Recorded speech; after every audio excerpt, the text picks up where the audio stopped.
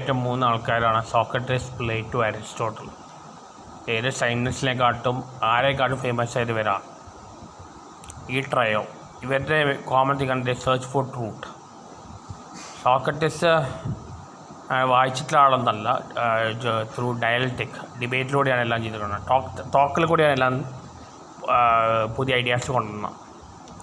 Epistemology father പുള്ളിയാണ് പറയാം, കാരണം നോളേജ് ഉണ്ടെങ്കിൽ എല്ലാ പ്രശ്നം സോൾവ് ആകാൻ പുള്ളി പറഞ്ഞതാണ്. പിന്നെ എത്തിക്സിൽ ഇമ്പോർട്ടൻസ് കൊടുത്തിട്ടുണ്ട്, മോഡേൺ ഫിലോസഫി. സയൻറ്റിഫിക്കായിട്ടൊന്നും പറഞ്ഞിട്ടൊന്നുമില്ല. പിന്നെ പ്ലേറ്റോയുടെ കാര്യം എടുക്കുകയാണെങ്കിൽ സോക്രട്ടീസ് ഒന്നും റെക്കോർഡ് ചെയ്തിട്ടില്ല. സോക്രട്ടീസ് പറഞ്ഞ കാര്യം അപ്പോളജി എന്നിട്ട് റെക്കോർഡ് ചെയ്തത് പ്ലേറ്റോ ആണ്. സോക്രട്ടീസ് സോഫിസ്റ്റ് തന്നെയാണ് പഠിച്ചത്. സോഫിസ്റ്റിൽ പറഞ്ഞാൽ ഒരു ആർഗ്യുമെൻറ്റ് ജയിക്കാൻ പഠിക്കും, പക്ഷേ സത്യം പുറത്ത് തരണമില്ല. അതാണ് സോഫിസ്റ്റുകൾ ചെയ്യുന്നത്. പ്ലേറ്റോ ആണ് അക്കാഡമി തുടങ്ങി, അതാണ് അക്കാഡമിക്സ് വന്നത്. അക്കാഡമിയിൽ ഏറ്റവും കൂടുതൽ ഇമ്പോർട്ടൻസ് കൊടുത്ത ഇതിനാണ് മാത്സ്, അങ്ങനെയെല്ലാം ഉണ്ട്. പുള്ളി റീസണാണ് ഏറ്റവും കൂടുതൽ ഇമ്പോർട്ടൻസ് കൊടുത്ത പ്ലേറ്റോ. ചില ആർട്ട് ഫോമിന് എതിരായിരുന്നു. പിന്നെ പുള്ളി പ്ലേറ്റോ ഒരുപാട് ബുക്കുകൾ എഴുതിയിട്ടുണ്ട്.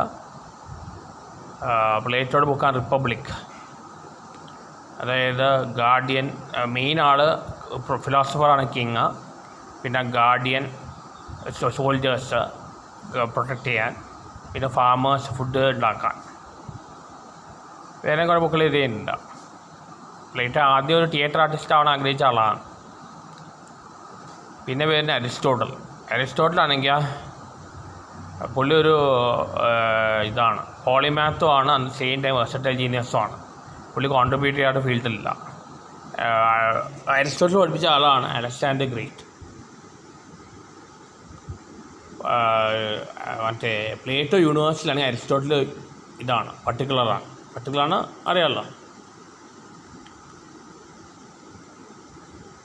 അരിസ്റ്റോട്ടിൻ്റെ അക്കാഡമി പേര് ലൈസ്യം എന്നാണ്.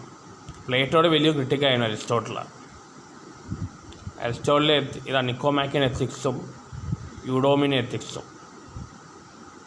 നിക്കോമാക്കിയൻ പുള്ളിയുടെ മകൻ്റെ പേരാണ്, യൂഡോക്സ് ആണ് പുള്ളിയുടെ സുഹൃത്തിൻ്റെ പേരാണ്.